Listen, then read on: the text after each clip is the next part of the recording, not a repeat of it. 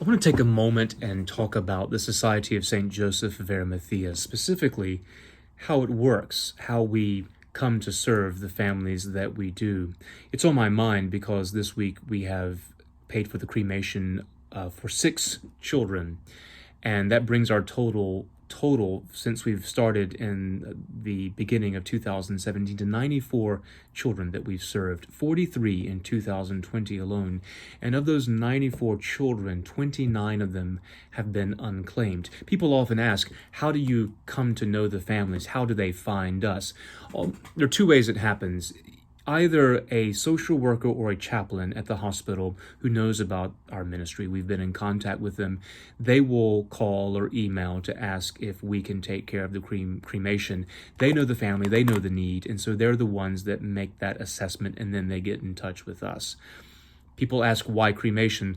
Well, cremation is the easiest option. It's the most economical option to do. But really, the issue is when you're dealing with such small lives, especially lives that may still be in the gestation process, embalming really isn't an option. So the social worker, the chaplain, or a nurse will call or email me on behalf of the family. The other way that it happens is for those that are those babies that whose bodies aren't wanted by the family.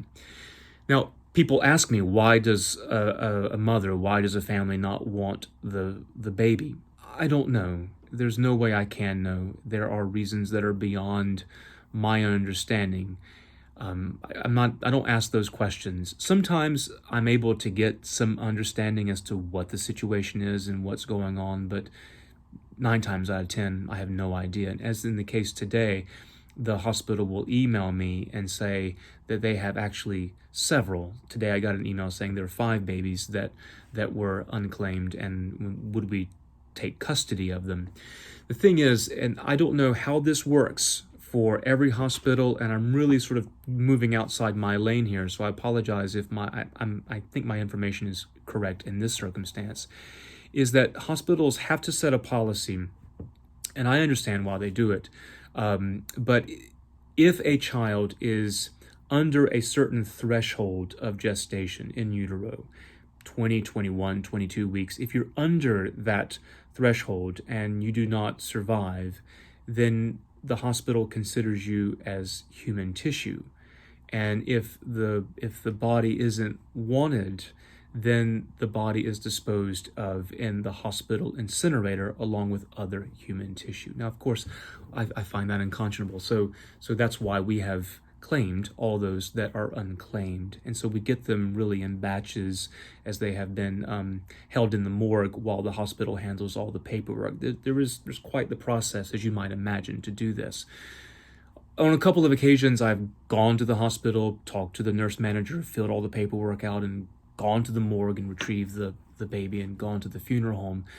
Most of the time, the funeral home goes and retrieves the babies, and they now, especially during COVID, they email me all the paperwork, and there's a lot that must be signed when you're taking custody of a body, and we do that electronically, and all that is handled that way. On occasion, I do come in contact with the families, especially if they want the baby to be buried in our cemetery specifically set aside for that purpose. On occasion, I have the chance to go meet the family at the funeral home. Sometimes I stay in touch with them.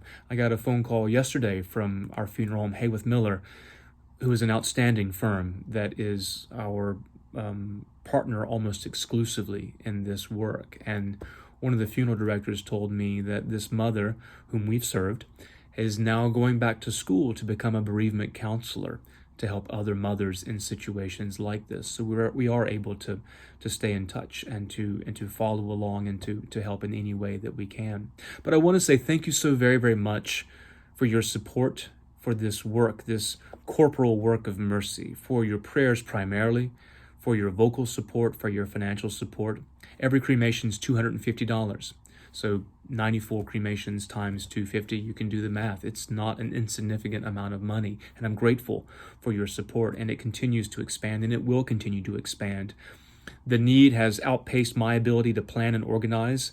Many have asked about starting a chapter, and we're working on that, and I want to get that done as soon as possible so we can expand it. It's a powerful reminder for all of us of the sanctity of human life, especially these children, especially the unborn, the most vulnerable of all human life. And in times like we're living in now, where human life is disregarded and people are not always respected as having sacred worth, this reminds us that all life is sacred, all human life is sacred.